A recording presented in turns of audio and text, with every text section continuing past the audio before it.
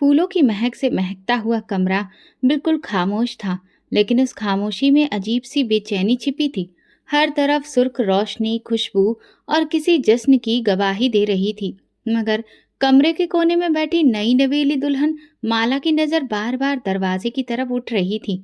वो लाल और सुनहरे काम वाले लहंगे में बड़ी हसीन लग रही थी, लेकिन उस तस्वीर में खुशी का रंग कहीं दूर छूटा था। दरवाजा खुला और कमरे में रजत की मामा की बेटी दाखिल हुई। उसकी सांस फूली हुई थी, चेहरे पर घबराहट थी। भाभी, बुआ जी की तबीयत बहुत खराब हो गई है, भैया उन्हें अस्पताल ले गए हैं। माला की आंखों में एक लम्हे के लिए हैरत की झलक आई। फिर वो धीरे से बोली, क्या हुआ उन्हें? ब्लड प्रेशर बहुत ज्यादा हाई हो गया है। वो बात भी नहीं कर पा रही थी। भैया जल्दी में थे, तुरंत अस्पताल चले गए। ये कहकर वो पलट गई। माला कमरे में अकेली रह गई। अब फूलों की महक उसे बोझ लगने लगी। उसका लहंगा उसका दम घोटने लगा। शादी की रात का जो सपना उसने बरसों से सजाया था, वो इस तरह से अकेलेपन में गुजरेगी, ये तो उसने कभी सोचा भी नहीं था। माला ने फोन उठाया और अपनी माँ को कॉल मिलाई। माँ, आपको पता है, अभी तो मेरी शादी की रात है और रजत अपनी माँ को लेकर अस्पताल चला गया। दूसरी तरफ से उसकी माँ की आवाज आई, कटी कटी मगर जहर में डूबी हुई। देखा, यही होता है जब लड़का माँ का गुलाम होता है। माला, तुम्हें अभी से सीखना होगा, वरना पूरी जिंदगी उसी माँ के साए तले दबकर गुजरेगी। माँ, मगर अगर वाकई उनकी तबीयत खराब थी तो? अरे बेवकूफ लड़की, यही तो वो चालाक औरतें करती हैं। सुहाग रात ही खराब कर दी लड़की की, पहले शुरुआत ही तोड़ कर रखी, ताकि सारी जिंदगी में सर न उठा सके। तुम्हें अपनी जगह बनानी है तो उन्हें नीचे दिखाना होगा। माला चुप हो गई। दिल तो चाहा कि कह दे माँ, शायद वाकई उनकी तबीयत खराब हो, मगर माँ की बातों का जहर धीरे धीरे दिल में उतरने लगा। वो सास को बस एक बीमार औरत नहीं, एक चालाक दुश्मन समझने लगी। एक ऐसा दुश्मन जिसकी मोहब्बत उसकी जिंदगी और उसके सपनों को निगलने के लिए तैयार हो। रात ढल गई। माला अकेली बिस्तर पर लेटी रही। कभी आंखें बंद करके रजत के सपनों में खो जाती, तो कभी अपनी माँ के शब्द याद करने लगती। सुबह होने को थी जब रजत वापस आया। उसके चेहरे पर थकान और फिक्र के आसार दिख रहे थे। माँ कैसी है? माला ने हल्की आवाज में पूछा। अब ठीक है, लेकिन डॉक्टर ने उन्हें आराम करने को कहा है और कुछ दिन के लिए बिल्कुल भी तनाव से दूर रखने को बोला है। माला ने खामोशी से सिर हिला दिया, मगर दिल में एक चिंगारी सी लग गई। उसे महसूस हुआ कि रजत की सारी तवज्जो, उसकी फिक्र, उसका वक्त सब उसकी माँ के लिए है, और वो बस एक खूबसूरत हकीकत की तरह है जो सिर्फ उसकी पत्नी ही बनी रही। दोपहर में माला की माँ उससे मिलने आई। उनके लहजे में हमदर्दी कम और गुस्सा ज्यादा था। मेरी बेटी को सुहाग रात भी नसीब नहीं हो पाई, और वजह वही सास। देख लो माला, ये तो अभी शुरुआत है। तुम्हें इस घर में अपनी पहचान बनानी होगी। तुम ये जज्बाती ड्रामा से खुद को बचाना। माला ने सिर हिलाया। उसकी आंखों में खामोश विद्रोह उभर आया था। मोहब्बत की जगह अब जिद ने ले ली थी, और ये जिद आने वाले दिनों को एक तूफान में बदलने वाली थी। रात को जब रजत कमरे में आया, माला ने करवट बदल ली। रजत ने हैरत से पूछा, क्या बात है? तुम मुझसे नाराज हो? तुम्हें क्या फर्क पड़ता है? तुम्हारे लिए तो सबसे अहम तुम्हारी माँ है। माला का तीखा लहजा देखकर उसने कहा, ऐसी बातें क्यों कर रही हो माला? माँ सच में बीमार थी। मैं क्या करता? अगर वो बीमार थी तो उनको आपकी जगह कोई और भी तो अस्पताल लेकर जा सकता था। रजत ने ठंडी सांस ली और चुप हो गया। उसने सोचा, ये बस शादी के शुरुआती दिनों का दबाव है, सब ठीक हो जाएगा। मगर वो नहीं जानता था कि जो बीज आज दिलों में बोया जा रहा है, वो कल जहर उगलेगा। पहली रात गुजर गई, लेकिन उस रात की खामोशी में दरार की पहली ईंट रख दी गई थी। सुबह का सूरज कमरे की खिड़की से छन छन कर अंदर दाखिल हो रहा था, लेकिन मन की आंखों में रोशनी नहीं, सिर्फ शिकायतें थीं। रजत अपनी माँ संतोषी की दवाइयाँ और नाश्ता लेने के चक्कर में व्यस्त था, और माला इधर सजी सवरी बिस्तर पर अकेली लेटी थी। कल रात की नाराजगी आज सुबह एक बहस बन चुकी थी, जो हर बात में चुभने लगी थी। वो धीरे से बोली, आपके लिए चाय तैयार है, माँ जी के लिए भी एक कप रख लेना, उनकी शुगर कम है आज। रजत ने नरमी से कहा और तौलिया लेकर बाथरूम की तरफ बढ़ गया। माला ने अपने होंठ कस के दबा लिए। दिल चाहा कि कुछ बोले, मगर खुद को रोक लिया। लेकिन खामोशी का मतलब सुकून नहीं होता। दिल की दीवारों पर जो शब्द नहीं बोले जाते, वो और भी गहराई छोड़ जाते हैं। दोपहर के बाद रजत कमरे में आया। माला अब भी तैयार हुई थी, चेहरे पर हल्की सी उम्मीद की चमक थी। चलिए बाहर चलते हैं, थोड़ा घूमते हैं, मुझे भी हवा बदलने की जरूरत है।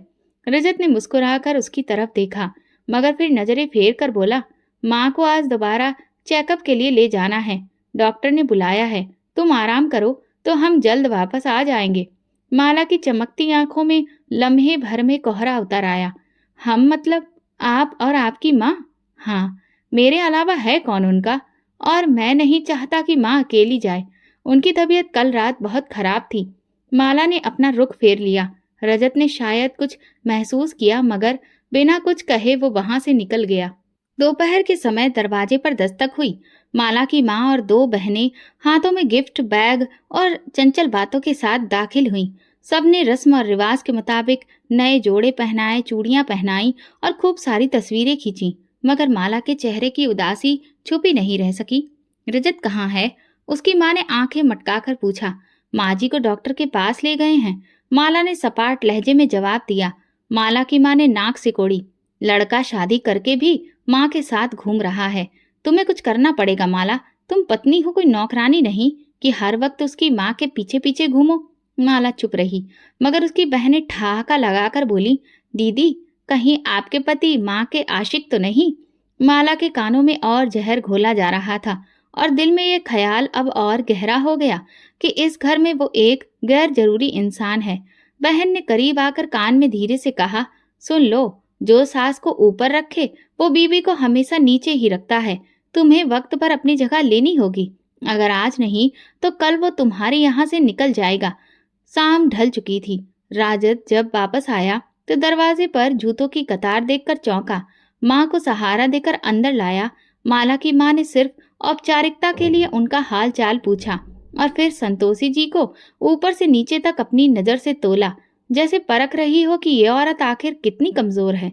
फिर संतोषी जी ने धीरे से जवाब दिया, आप पहले से बेहतर हैं, और अपने कमरे में चली गई। रजत आकर सबके साथ बैठने की कोशिश करने लगा, मगर माँ के कमरे से हल्की सी खांसी की आवाज आई तो फौरन उठ खड़ा हुआ। माँ को दवा दे दूं, फिर आता हूँ, माला की माँ ने ताना मारते हुए हंसते हंसते बेटी के कान में कहा। ये मर्द तुम्हारे काबू में नहीं आएगा जब तक इसकी माँ इस घर में है। रात को माला ने रजत से बात छेड़ी, कब तक हम यूं ही रहेंगे? आपकी हर बात में बस माँ होती है। रजत ने ठंडे लहजे में कहा, माँ बीमार है, अभी तो उन्हें ज्यादा ध्यान और ख्याल की जरूरत है, और वैसे भी तुमने तो दिन भर अपनी माँ के साथ वक्त गुजारा। हाँ, लेकिन वो मेरी माँ है और मैं उनकी बेटी, लेकिन आप तो मेरे पति हैं। लेकिन आपको तो ये महसूस ही नहीं होता। रजत चुप रहा और कमरे में खामोशी छा गई। माला की आंखों में अब सिर्फ एक जिद थी। ये माँ बेटे का रिश्ता जो उसे नजरअंदाज कर रहा था, उसे तोड़कर ही दम लेगी। सुबह के धुंधलके में जब परिंदे चहचहाने लगे और घरों के किचन से हल्की आंच पर चाय के खौलने की आवाज आने लगी, तब संतोषी जी की आंख खुली। वो बिस्तर पर बैठकर धीरे से अपने पैरों को जमीन पर रखा। सर्दी की वजह से टाइल्स उनके वजूद में कांटे बनकर चुभ रहे थे। उन्हें अपनी शुगर का ख्याल था, नाश्ता वक्त पर नहीं मिले तो हाथ पांव कांपने लगते हैं। उन्होंने हल्की आवाज में माला को पुकारा, जो दूसरे कमरे में थी, लेकिन वहां से कोई जवाब नहीं आया। काफी देर गुजर गई। आखिरकार वो खुद उठकर किचन की तरफ गई। अलमारी में से बिस्किट का एक डिब्बा निकाला और पानी के गिलास से 2 गोलियां निगल ली। दिल में माला के ठंडे रवैये पर एक चुपचाप टीस सी उठी। उधर माला के कमरे में टीना, उसकी छोटी बहन की हंसी की आवाज आ रही थी। वो आराम से कपड़े चुन रही थी और सोशल मीडिया पर नए नए वीडियो शेयर कर रही थी। दीदी, आप सच में अपनी सास के लिए सुबह सुबह नाश्ता तैयार करती हैं? टीना ने ठहाका लगाते हुए पूछा। कभी कभी, जब दिल करे, वैसे भी तो वो खुद ही कर लेती हैं। माला ने बड़े गुरूर से गर्दन उठाकर कहा। तो क्या हुआ अगर वो शुगर की मरीज हैं? आप कोई नर्स थोड़ी ना हैं। टीना की बात में जहर छुपा था। रजत निचली मंजिल से ऊपर आया तो दरवाजे से अपनी माँ को सहारा देते देखा। दिल घबरा गया। माँ, आपने नाश्ता नहीं किया क्या? क्या करती बेटा, तुम्हारी पत्नी व्यस्त थी, मैंने बिस्किट से गुजारा कर लिया। रजत ने माला को गुस्से से देखा, मगर वो टीना के साथ ऐसे व्यस्त थी जैसे कुछ सुना ही ना हो। उसके होठों पर मुस्कुराहट फैली रही, लेकिन अंदर एक तूफान उठ चुका था। दोपहर को जब मोहल्ले की औरतें जमा हुई तो माला ने चाय ऐसे अंदाज में पेश की जैसे वो एहसान कर रही हो। बातों बातों में एक औरत बोली, माला बेटा, शादी को अब तो साल भर होने को आया है, कोई खुशखबरी कब सुना रही हो? माला के चेहरे का रंग उड़ गया। किसी ने कहा, अरे तुम तो बहुत खूबसूरत हो, बस भगवान तुम्हें औलाद भी दे। तभी एक और बुढ़िया ने धीरे से कहा, पिछले हफ्ते वो गीता बता रही थी कि उसकी बहू उम्मीद से है, सुना है वो भी झूठी ही निकली। माला ने चाय का कप रख दिया और सीधा अपने कमरे में चली गई। टीना, जो अभी भी वहीं बैठी थी, उसके पीछे जाकर दरवाजा बंद किया। दीदी, ये औरतें तो सूली पर चढ़ा देती हैं। माला की आंखों में आंसू थे, मगर वो रोई नहीं।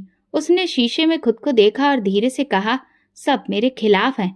उसी वक्त संतोषी जी अंदर आईं। माला ने तुरंत अपना पल्लू ठीक किया और सिर झुका लिया। बेटा, वो औरतें तो गंवार हैं, जलन से भरी हैं, उनकी बातों को दिल पर ना लो। भगवान सबको सब कुछ वक्त पर देता है, तुम फिक्र ना करो। संतोषी जी का लहजा नरम था, लेकिन माला को लगा जैसे वो हमदर्दी के पर्दे में उसे जख्म दे रही हो। अच्छा है माँ जी, मगर कुछ बातें इंसान के दिल में चुभ जाती हैं, और जब हर बात पर सवाल उठे तो बर्दाश्त करना मुश्किल हो जाता है।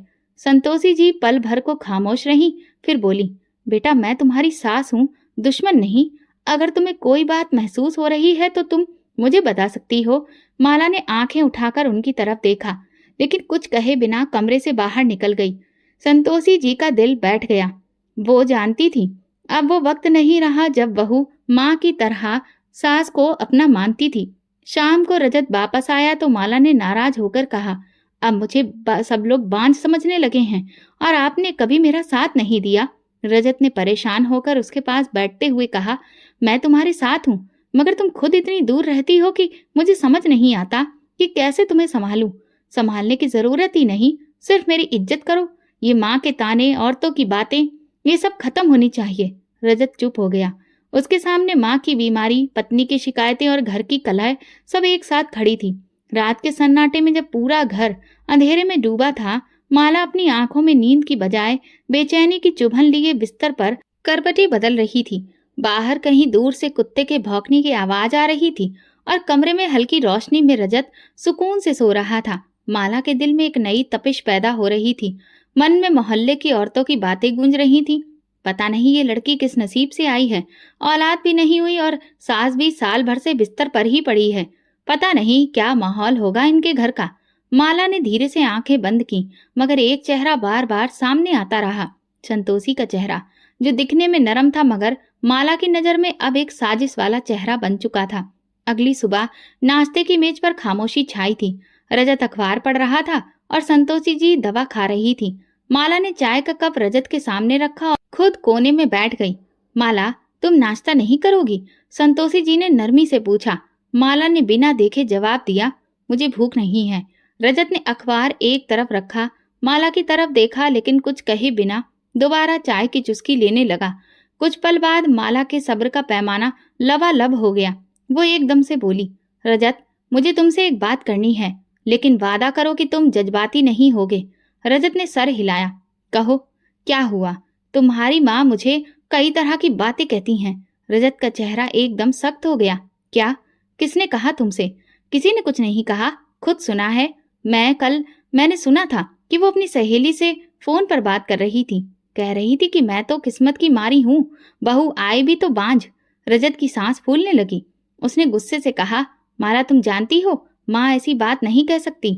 अगर तुम्हें मुझ पर यकीन नहीं है तो कोई बात नहीं, मगर हर रोज मुझे उन औरतों की बातें सुनाई पड़ती हैं, और अब तुम्हारी माँ की जहर भरी बातें भी। भला मैं कहाँ जाऊं? रजत ने मेज पर जोर से हाथ मारा। बस करो, बहुत हो गया। तुम्हारी हर बात में मेरी माँ को तुम क्यों घसीट लाती हो? वो बीमार है, वो तुमसे बड़ी हैं, उनकी इज्जत करो। माला की आंखें नम हो गईं, मगर वो चुप रही। उसके दिल में अब कोई दुख नहीं था, एक ठोस इरादा था। दिन गुजरते गए और माला ने अपनी खामोशी को एक हथियार बना लिया। एक दिन जब रजत ऑफिस गया था, संतोषी जी ने माला को आवाज दी, बेटा, मेरा ब्लड प्रेशर कम हो रहा है, जरा नमकीन लस्सी बना दो। माला ने दूर से जवाब दिया, अभी मैं व्यस्त हूँ, आप खुद बना लीजिए। संतोषी चुप रही। थोड़ी देर बाद जब माला किचन में आई तो देखा कि संतोषी जी ने खुद ही लस्सी बना ली थी और कांपते हाथों से गिलास उठा रही थी। एक लम्हे को माला के अंदर कुछ अजीब सा हुआ, मगर उसने इस एहसास को झटक दिया, बहुत ड्रामेबाजी आती है इन्हें। उसने दिल ही दिल में सोचा। शाम को रजत ने माँ की तबीयत पूछी तो वो बोली, ठीक हूँ बेटा, बस थोड़ी कमजोरी थी। मैंने माला को लस्सी बनाने को कहा, लेकिन उसने सुना ही नहीं। तभी माला ने तुरंत कहा, मैं किचन में व्यस्त थी। रजत ने सर हिलाया मगर कुछ कहा नहीं। माला ने अपनी माँ को तुरंत कॉल किया और सारी बात उन्हें बताई। दूसरी तरफ उनकी माँ ने जवाब दिया, अब तुम्हें समझ आ रहा है, वो औरत कभी तुम्हें अपना नहीं मानेगी। तुम्हें वो इसी तरह से धीरे धीरे जख्म देगी। अब वक्त है बदला लेने का, मोहब्बत से नहीं नफरत से। माला ने आईने में खुद को देखा। उसके चेहरे पर अब मासूमियत नहीं थी, आंखों में एक अनजानी रोशनी थी। संतोषी जी जो हर रोज भगवान से प्रार्थना करती थी, अब उनके मन में थकान और सवाल थे। शायद एक ही फरियाद थी कि बेटे की मोहब्बत सच है या फिर उसकी पत्नी की कहानी जीत जाएगी। और माला वो दिल से फैसला कर चुकी थी। बदगुमानी अब नफरत में बदल चुकी थी और वो उस नफरत को खामोशी से, चुपचाप लेकिन पूरी शिद्दत से समेटने लगी थी। संतोषी जी अब बड़ी बेचैन रहने लगी थी। रजत दफ्तर जा चुका था। माला पहले से भी ज्यादा चुप थी और उसकी खामोशी में किसी तूफान का आभास था। उसने नाश्ता बनाया मगर संतोषी जी के कमरे में जानकारी देना भी ठीक नहीं समझा। संतोषी जी कुछ देर बाद खुद दरवाजा खोलकर बाहर निकली तो किचन में चूल्हे पर पड़ी खाली कढ़ाई को देखकर वापस लौट गई। 10:30 बज चुके थे। इसके बाद माला ने धीरे से माँ जी के कमरे की चाबी ली और दरवाजा बाहर से बंद कर दिया। दरवाजे की दूसरी तरफ अंदर संतोषी जी नींद में लेटी थी, लेकिन जब कुछ देर के बाद उठकर बाहर निकलने की कोशिश की तो दरवाजा बिल्कुल नहीं हिला। उन्होंने दोबारा हैंडल घुमाया, दरवाजा पूरी तरह से बंद था। माला, माला दरवाजा खोलो बेटा। लेकिन बाहर खामोशी थी। संतोषी जी का दिल धड़कने लगा। क्या लाइट चली गई है? शायद माला सुन नहीं पा रही हो। वो खुद को तरह तरह की बातें समझाने लगी और दरवाजे पर दस्तक देने लगी। फिर आवाज ऊंची की, बेटा मैं बंद हो गई हूँ, खोलो। लेकिन किचन में माला चाय के कप के साथ बैठी अपनी माँ से फोन पर बात कर रही थी। बस माँ, आज पहला सबक पढ़ा दिया है। बंद कमरे में भूख और प्यास जब सिसकियां बनकर गूंजती हैं तो गुरूर खुद ब खुद घुटने टेक देता है। दूसरी तरफ उसकी माँ ने खूब तारीफ करना शुरू कर दी। बहुत अच्छा, अब देखना वो खुद तुम्हारे कदमों में आएगी। दोपहर की धूप बढ़ने लगी। कमरा अंदर से भट्टी बन चुका था। संतोषी जी की शुगर नीचे जा रही थी। उन्होंने दीवार के सहारे बैठने की कोशिश की। हे भगवान, ये कौन सी परीक्षा है? पानी भी नहीं है। हे भगवान, मेरी बहू को कुछ तो समझा दो। उनके होंठ सूख चुके थे, आवाज भारी हो चुकी थी, लेकिन वो बार बार दरवाजे पर दस्तक देती रही। अंदर वक्त रुक गया था और बाहर माला के दिल में नफरत का तूफान उठ रहा था। शाम के करीब रजत की गाड़ी गेट के सामने रुकी। वो रोज की तरह ठहाके लगाता अंदर आया। माला ने सोफे पर लेटने की एक्टिंग शुरू कर दी और पानी की कुछ बूंदें लेकर आंखों पर छिड़क ली। अब वो पूरी तरह तैयार थी। रजत पास आकर बोला, माला क्या हुआ? तुम्हारी तबीयत ठीक नहीं लग रही। माला ने धीरे से आंखें खोली। बस सर में बहुत दर्द है, दिल घबरा रहा है, शायद ब्लड प्रेशर का मामला है। रजत तुरंत पानी लेने के लिए उठा और नरमी से बोला, तुमने कुछ खाया था? चलो डॉक्टर के पास ले चलता हूँ। इसी वक्त संतोषी जी के कमरे से धीमी सी आवाज आई, जैसे कोई बहुत थका हुआ हो और बेहोश होने वाला हो। वो लगातार पुकार रही थी। रजत चौंक गया। माँ! उसने जल्दी से कमरे की तरफ दौड़ लगाई। दरवाजा खोलने लगा तो अंदाजा हुआ कि वो तो बाहर से बंद है। बेचैनी से उसने तेजी से दरवाजा खोला। सामने संतोषी जी जमीन पर हल्की बेहोशी की हालत में दिखी। चेहरा सफेद, होंठ सूखे, सांस उखड़ी हुई। माँ! रजत ने उन्हें सहारा दिया। ये क्या हुआ? आप अंदर कैसे बंद थीं? संतोषी जी ने मुश्किल से होंठ हिलाए। दरवाजा बंद हो गया था। सुबह से पानी तक नहीं मिला है। रजत ने बेयकीनी से माला को देखा, फिर तेजी से पानी का गिलास लाकर दिया। माँ की हालत देखकर वो घबरा गया। तुरंत किचन में आया, माला को देखा और सख्त लहजे में बोला, माँ सुबह से कमरे में बंद थी, पानी तक नहीं पिया।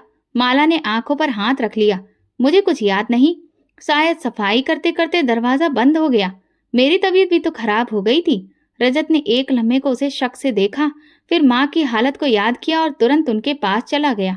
वो बिस्तर पर लेटी थी, आंखों में नमी थी, लेकिन जुबान पर कोई शिकायत नहीं थी, सिर्फ खामोशी।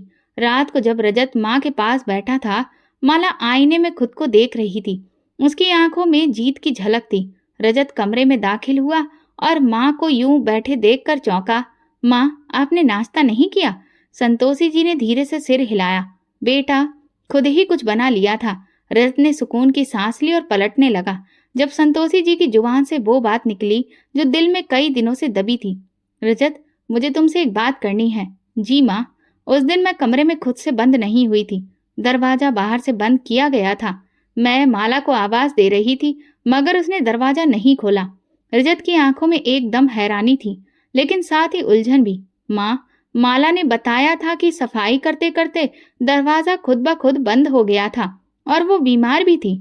संतोषी जी ने बेबस निगाहों से बेटे को देखा। रजत, मैं झूठ क्यों बोलूंगी? पानी के लिए तरसते हुए दरवाजे पर कितनी बार दस्तक दी, मगर किसी ने नहीं सुना। रजत ने कुछ कहे बिना रुख मोड़ लिया। माँ, कोई बहम भी तो हो सकता है। माला ऐसी नहीं है। अगर कुछ होता तो वो मुझे जरूर बताती। कहकर वो कमरे से निकल गया और पीछे रह गई सिर्फ संतोषी जी, जिनके चेहरे पर अब दुख की लकीरें थीं। उन्होंने आसमान की तरफ देखा। होठों पर एक सिसकी आकर दम तोड़ गई। बेटे पर अंधा भरोसा अब दिल को काटने लगा था। माला ने पीछे से सारी बातें सुन ली थी। दोपहर में माला ने पूजा करने का बहाना किया और आंखें बंद करके भगवान के आगे बैठ गई। वो बार बार प्रार्थना कर रही थी, हे भगवान, मेरी जिंदगी से ये औरत हटा दो। ये दीवार जो मेरी खुशियों के बीच खड़ी है, वो गिर जाए। मेरे पति को सिर्फ मेरा कर दो।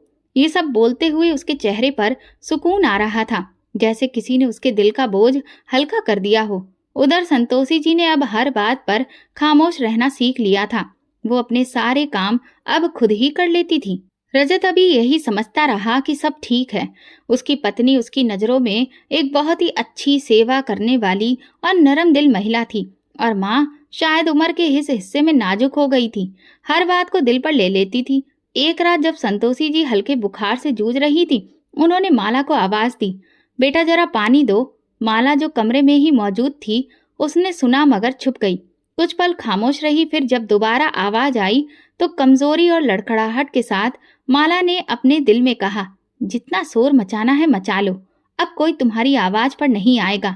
आखिरकार संतोषी जी खुद ही उठी, कांपते कदमों से पानी का गिलास भरा और खुद ही दवा ली। जब वापस आई तो दरवाजे के पीछे खड़ी माला ने झांक कर उनकी कमजोरी का मंजर देखा और दिल ही दिल में तंजिया मुस्कुराई। अब खुद ही सब करना पड़ेगा। तुम्हें एहसास होगा कि मेरी जगह कितनी मजबूत है और तुम्हारी क्या हैसियत है। इस घर में सब कुछ चल रहा था, नाश्ता, दोपहर का खाना, शाम की चाय, रजत का आना जाना, लेकिन उन सबके बीच रिश्ते खामोशी से एक अजीब सी उलझन का शिकार हो रहे थे।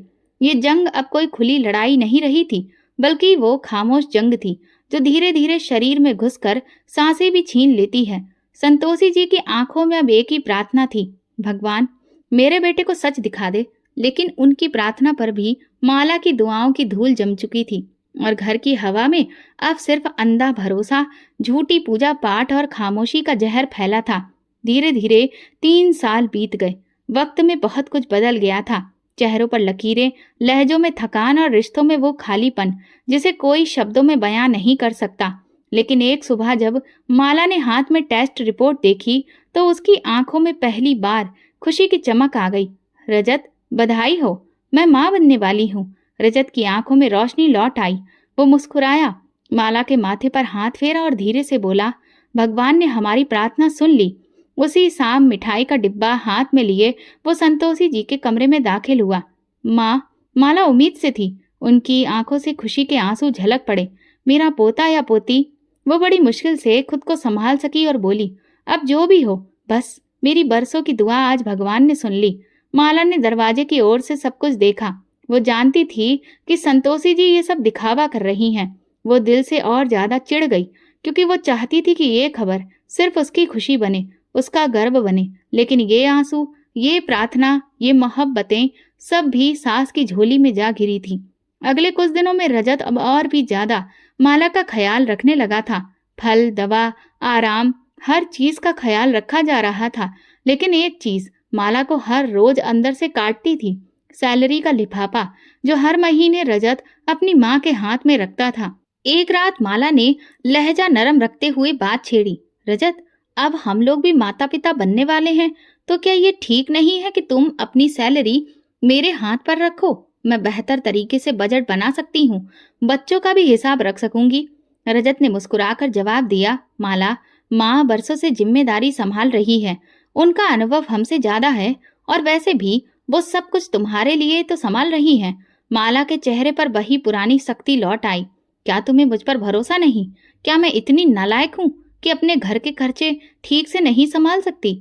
रजत ने पल भर सोचा, लेकिन फिर सुकून से बोला, ऐसी बात नहीं है, लेकिन जब तक माँ है मैं उन्हें ये हक देना चाहता हूँ। माला ने वो रात खामोशी से गुजार दी, मगर अगली सुबह उसके मन में एक नई साजिश जन्म ले चुकी थी। उसने सास के कमरे में दाखिल होकर नरमी से कहा, माँ जी, आपके हाथों में वाकई में तरक्की है, इसीलिए रजत आपको अपनी कमाई देता है। मैं तो अभी कुछ भी नहीं हूँ, मुझ में कहाँ वो बात है। संतोषी जी ने बड़े ही आराम से उसका हाथ थामा। बेटी, तुम भी सीख जाओगी, ये सब तजुर्बे की बात है। माला मुस्कुराकर वापस पलटी, लेकिन दिल में एक फैसला कर चुकी थी। अब वो सिर्फ पत्नी नहीं, माँ बनने वाली थी, और उसे यकीन था कि माँ बनने का दर्जा सब रिश्तों पर भारी होता है। अब हर बात में माला सास को काटने लगी थी। अगर संतोषी जी कहती कि दही ना खाओ, तो माला जानबूझकर 2 कटोरी खा लेती थी। अगर वो आराम करने को कहती, तो वो बाजार निकलने की जिद करती। एक रोज जब रजत घर पर नहीं था, माला ने जानबूझकर दूध में नमक मिला दिया, जो सास की चाय में गया। संतोषी जी ने एक घूंट लेते ही कप नीचे रखा और माला को आवाज दी, बेटा, लगता है दूध खराब हो गया है। माला चेहरे पर हैरत दिखाते हुए बोली, अरे माफ करना माँ जी, शायद नजर नहीं आया। वो जानती थी कि ये मामूली बात है, मगर उनकी छोटी छोटी तकलीफों से वो संतोषी जी को और ज्यादा कमजोर कर रही थी, मानसिक तौर पर भी और शारीरिक तौर पर भी। रजत अब भी सब कुछ ठीक समझ रहा था। माँ को तनख्वाह देना, माला को दवा देना, बीबी के आराम का ख्याल रखना। माला के दिल में एक ही इच्छा थी, जैसे ही बच्चा पैदा हो उसके हाथ में पूरी सत्ता आ जाए। संतोषी जी सिर्फ नाम के लिए घर में रहें, जिन्हें कोने का एक कमरा देकर बाकी सारा घर उसके कब्जे में हो। वो जानती थी कि ये लड़ाई सिर्फ पत्नी बनकर नहीं जीती जा सकती, माँ बनकर ही माँ से मुकाबला करना होगा। घर के आंगन में नीम का पेड़ आज भी चुपचाप खड़ा था, जैसे सब कुछ जानता हो मगर जुबान पर मौन लगा हो। दीवारों पर पुरानी तस्वीरें अभी मौजूद थीं, जिनमें मुस्कुराहटें जमी हुई थीं, लेकिन हकीकत उनसे कोसों दूर जा चुकी थी। धीरे धीरे माला की सोच अब संतोषी जी को पूरी तरह से खत्म करने की ओर बढ़ने लगी थी। माँ बनने की खबर के बाद रजत अब उस पर बहुत ध्यान दे रहा था, लेकिन इसके साथ साथ वो अपनी माँ का भी ख्याल रखता था। तनख्वाह भी अभी तक माला के हाथ नहीं आई थी। ये सब कुछ माला को अंदर ही अंदर खा जाता था। उसी दिन वो शीशे के सामने खड़ी खुद से बात कर रही थी, जब तक ये औरत जिंदा है मेरी खुशियां अधूरी रहेंगी, या तो वो रहेगी या मैं। ये ख्याल उसके दिमाग में पहली बार नहीं आया था, बल्कि वो तो पहले ये इरादा बना चुकी थी। वो अपने अंदर की नरमी और इंसानियत सब कुछ खत्म कर चुकी थी। दोपहर के वक्त जब रजत दफ्तर जा चुका था और नौकरानी छुट्टी पर थी, माला ने धीरे से किचन की अलमारी से तेल की बोतल निकाली। उसने सीढ़ियों के आखिरी 3 सीढ़ियों पर तेल फेंका, बिल्कुल वैसे जैसे वहां पर सफाई के दौरान कुछ गिर गया हो। फिर जैसे कुछ हुआ ही नहीं, वो अंदर आ गई। माँ जी, उसने आवाज दी, ऊपर छत पर आ जाइए, यहाँ आपके लिए धूप वाली कुर्सी रखी है, बैठकर कुछ देर आराम कीजिए। संतोषी जी को माला के लहजे में कुछ अजीब महसूस हुआ, मगर वो माँ थी और अब भी दिल के किसी कोने में बहू पर भरोसा बाकी था। वो धीरे धीरे सीढ़ियां चढ़ने लगी, लेकिन जैसे ही वो आखिरी सीढ़ी पर पहुंची, उनका पैर फिसलने ही वाला था कि उन्होंने नीचे की रेलिंग थाम ली। दिल तेजी से धड़कने लगा, सांस फूल गई। माला दरवाजे की ओट से ही सारे मंजर को देख रही थी। उसकी आंखों में बेचैनी थी, जैसे भगवान ने आखिरी लम्हे में उसके वार को रोक दिया हो। संतोषी जी थोड़ी देर सीढ़ियों पर ही बैठ गईं, फिर नीचे उतरकर अपने कमरे की ओर चली गईं। माला दांत पीस कर रह गई। अब भी बच गई ये औरत, मौत को भी हरा देने वाली निकली ये तो। वो गुस्से से बिफर पड़ी और खुद ही सीढ़ियों की सफाई के बहाने ऊपर जाने लगी। जैसे ही उसने तेल पर कदम रखा, एक चीख हवा में गूंज गई। माला का संतुलन बिगड़ा, पांव फिसला और वो जोर से नीचे आ गिरी। सिर के पीछे सीढ़ियां लग गईं और कमर में ऐसी चोट आई कि एक लम्हे के लिए सांस रुक गई। घर के अंदर खामोशी छा गई, मगर कुछ ही पल बाद संतोषी जी दौड़ती हुई बाहर निकली। उन्होंने बहू को जमीन पर गिरा पड़ा देखा, लगभग बेजान, और खून की एक लकीर पास से बहती हुई दिखी। माला की चीख रजत तक पहुंची, जो काम से जल्दी लौटने ही वाला था और दरवाजे पर ही था। रजत अपनी पत्नी की हालत देखकर बिल्कुल बदहवास हो गया। एम्बुलेंस बुलाई गई, अस्पताल ले जाया गया। कई घंटे की मशक्कत के बाद डॉक्टर ने खामोशी से कहा, हमें अफसोस है, हम बच्चे को नहीं बचा सके। रजत की दुनिया जैसे थम गई। वो कुर्सी पर बैठ गया, दोनों हाथों से चेहरा ढक लिया। संतोषी जी एक तरफ खड़ी थी, आंखों में आंसू मगर दिल में अजीब सी बेचैनी। ना जाने क्यों उन्हें महसूस हुआ कि यह हादसा नहीं था। घर वापसी पर माला चुप थी, दर्द से चूर मगर हारी हुई थी। उसके चेहरे पर दुख तो था, मगर आंखों में वही चमक बाकी थी, नफरत की और दोबारा वार करने की। संतोषी जी ने उसके लिए फल और दवा लाने की कोशिश की, मगर माला ने हाथ झटक लिया। मैं खुद सब कर लूंगी, आप रहने दें। रजत ने अपनी माँ की ओर देखा, फिर पत्नी की ओर। वो कुछ भी नहीं समझ पा रहा था, बस वक्त को इल्जाम दे रहा था। मगर वक्त खामोश तमाशा ही नहीं होता, वो याद रखता है और जवाब भी देता है। इस बार माला अपनी ही साजिश का शिकार हो चुकी थी, लेकिन ये सिर्फ एक कदम था। वो हार मानने वाली नहीं थी।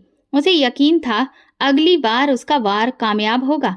और संतोषी जी, वो अब पहले से ज्यादा चौकन्नी थी, मगर दिल के किसी कोने में ये सवाल जरूर जन्म ले चुका था, क्या मेरी बहू मेरी मौत की प्रार्थना करती है? अस्पताल से वापसी को एक हफ्ता बीत चुका था और घर की हवा अजीब सी थी, लेकिन अंदर ही अंदर एक नई घुटन जन्म ले चुकी थी। माला के चेहरे पर अब नफरत के साथ साथ नई चालाकी भी झलक रही थी, और संतोषी जी की आंखों में एक ही सवाल था, वो सवाल जो दिल में हर लम्हा गूंजता था मगर जुबान पर नहीं आता। रजत हर रात माला के पास बैठता, उसे तसल्ली देता, उसका दुख बांटने की कोशिश करता। माला लेकिन चुप रहती, जैसे कुछ कहना चाहती हो मगर हिचकिचा रही हो। आखिरकार एक शाम उसने रजत का हाथ थामा और धीरे से कहा, रजत, अगर मैं कुछ कहूं तो क्या तुम भरोसा करोगे? तो मैं अभी भी कुछ कहने से पहले सोचते हो, क्या तुम कमजोर हो शारीरिक और मानसिक तौर पर? मगर कहो, क्या बात है? माला ने नम आंखों से चेहरा घुमाया।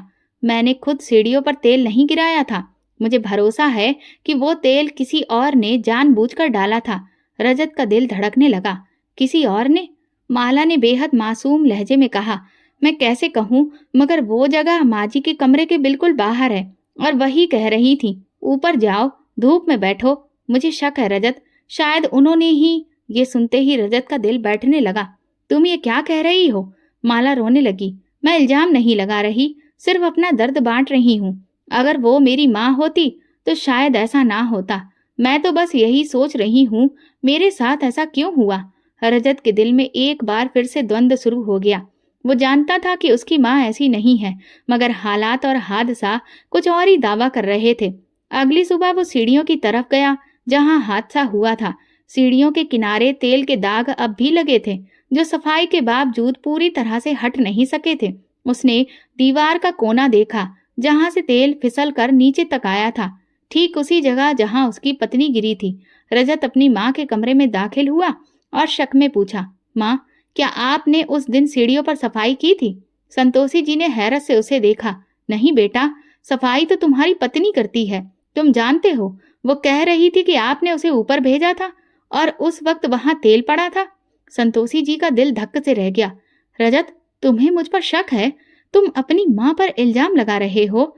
रजत ने नजर चुराते हुए कहा, मैं सिर्फ सच जानना चाहता हूँ माँ।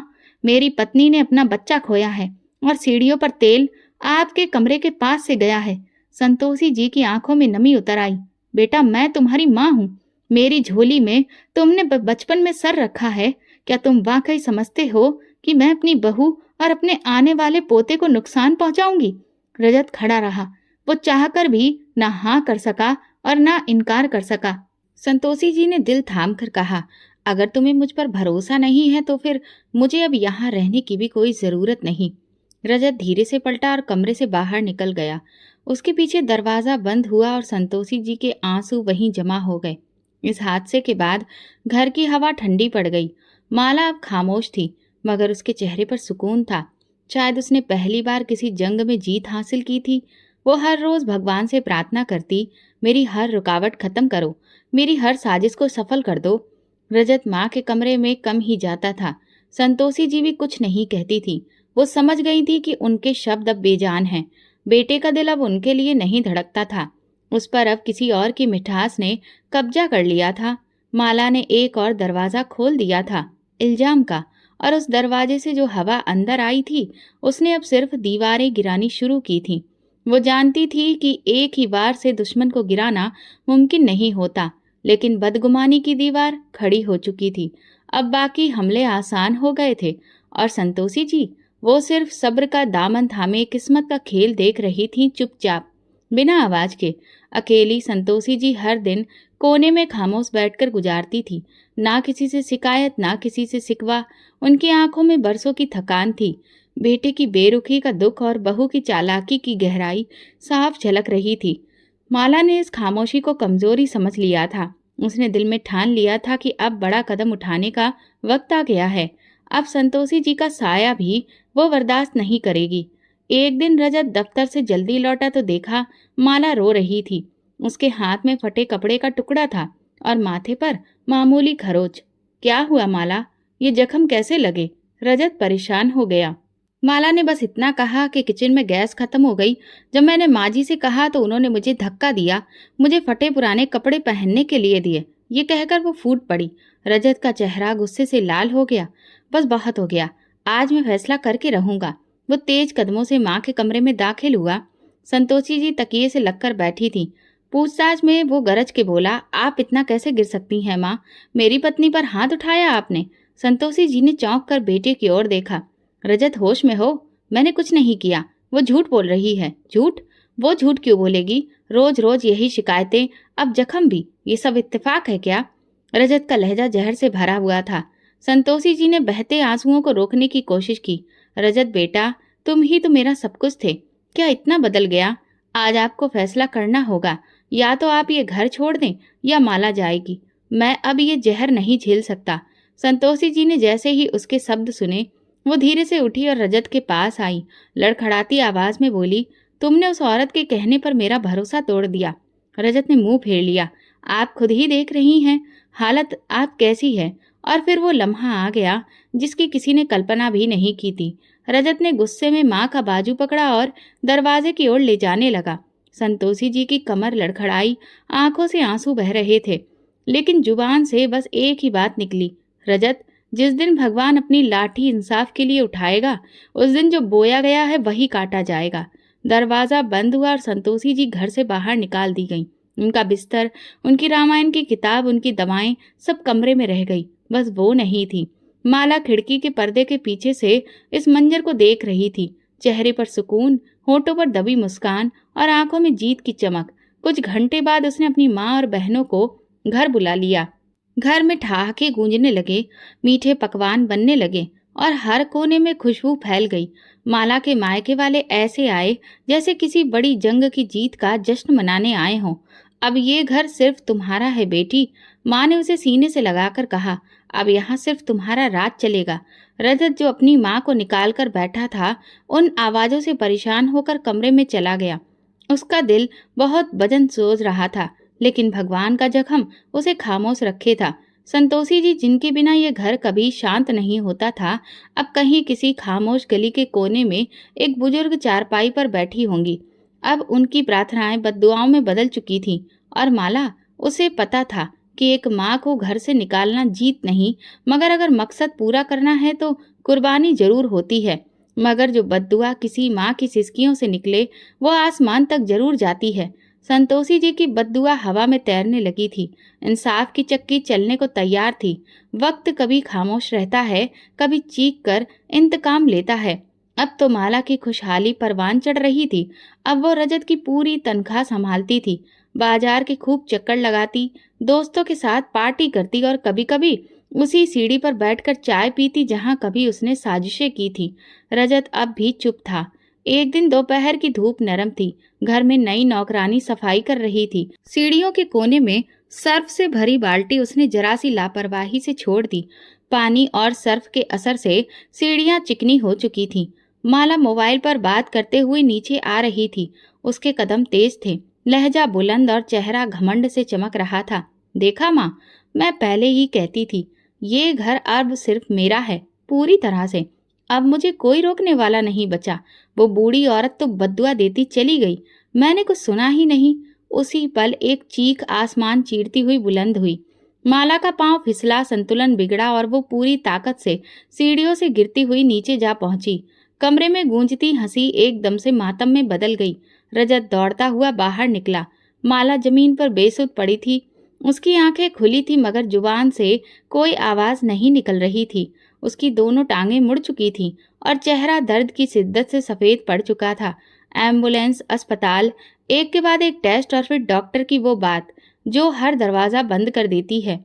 दोनों टांगों में बेहद पेचीदा फ्रैक्चर है, पूरे आराम की जरूरत है। माला के होश में आने पर उसे खुद पर यकीन नहीं हुआ। जो दिन भर घर में घूमती थी, अब बिस्तर पर बेजान पड़ी थी।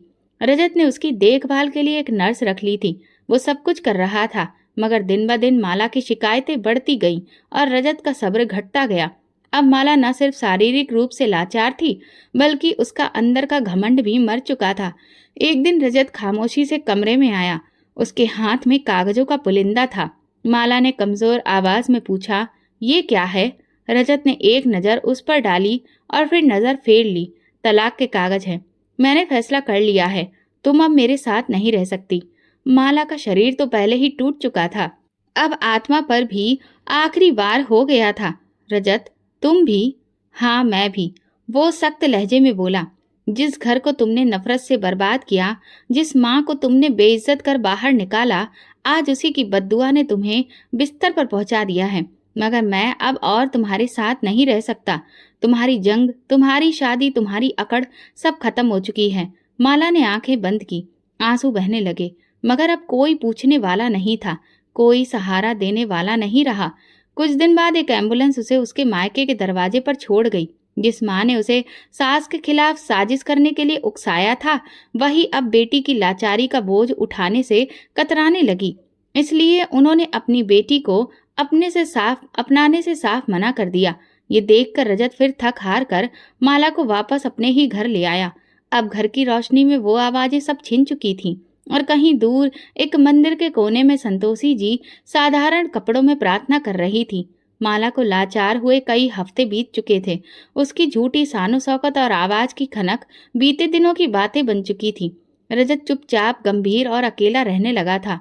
माँ की कमी उसके वजूद में गूंजने लगी थी, जैसे हर खामोश लम्हा संतोषी जी को आवाज दे रहा हो। लेकिन गुरूर की दीवार अब भी बीच में थी। इस दौरान पुरानी नौकरानी जो माला के हादसे के बाद छुट्टी पर चली गई थी, अचानक वापस आई। रजत ने भर्राए स्वर में पूछा, तुम कहाँ थी? उसने नजरी झुका ली, फिर धीरे से बोली, बेटा मैं तो उस दिन से बेचैन हूँ जब माला बिटिया गिरी, और मैं सच नहीं बोल सकी। रजत चौंका, क्या मतलब? सच क्या है? नौकरानी ने गहरी सांस ली। सीढ़ियों पर तेल आपकी माँ ने नहीं गिराया था। मैंने वो बाल्टी सीढ़ी से बहुत दूर रखी थी। वो माला बिटिया ही थी जिन्होंने खुद जाकर वहां पर तेल गिराया था, संतोषी जी के लिए। रजत की आंखों के सामने अंधेरा छा गया। कदम लड़खड़ाने लगे और दिल जैसे किसी नाजुक शीशे की तरह टूटने लगा। तुम सच कह रही हो? उसकी आवाज घबरा गई। हाँ बेटा, मैंने अपने कानों से सुना था। वो किसी से फोन पर बात कर रही थी और उसके शब्द थे, अब की बार तो मुझे कामयाब होना ही होगा। रजत की आंखों के सामने पिछले 3 सालों का हर पल किसी फिल्म की तरह दौड़ने लगा। माँ की खामोशी, बहू के इल्जाम, अपना शक और वो सारी बातें जब उसने अपनी माँ को घर से निकाला था। भगवान, मैंने अपनी माँ के साथ क्या किया? वो जमीन पर बैठ गया, दोनों हाथों से चेहरा छुपाकर रो पड़ा। नौकरानी खामोशी से दरवाजे से बाहर चली गई।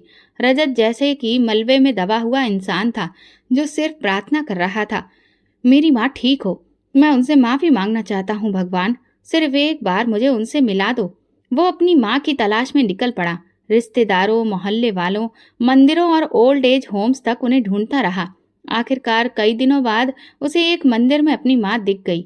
उसकी सांसें जैसे रुक गईं। वो तेजी से वहां पहुंचा। कमरे के कोने में सफेद साड़ी में उसकी माँ खामोश बैठी रामायण पढ़ रही थी। चेहरे पर पहले से ज्यादा झुर्रियां थीं, आंखें धुंधली लेकिन सुकून भरी।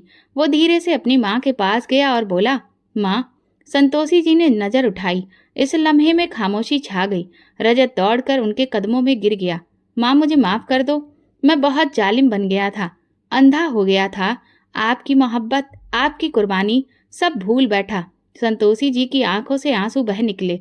उन्होंने रजत के सिर पर हाथ रखा और होठों से शब्द निकले, मैंने कभी बद्दुआ नहीं दी बेटा, सिर्फ भगवान से इंसाफ मांगा था, बस इतना ही। रजत ने माँ के हाथ थाम लिए। चलिए माँ, घर चलिए। वो घर जिसकी दीवारें आपके बिना खामोश हैं, अब वहां पर सिर्फ आपकी मर्जी चलेगी। उस शाम संतोषी जी घर में वापस दाखिल हुई, जहां से उन्हें धक्के देकर निकाला गया था। घर की दीवारें जैसे शर्मिंदा थीं और हवा में खामोशी की माफी गूंज रही थी। माला कमरे में बेबस खामोश लेटी थी। जब संतोषी जी कमरे के दरवाजे पर पहुंची तो माला ने नजरें चुराईं। होंठ हिले लेकिन आवाज बंद हो गई। संतोषी जी ने सिर्फ एक नजर डाली, फिर पीछे मुड़ गईं। ना कोई ताना, ना शिकायत, सिर्फ सुकून से खामोशी।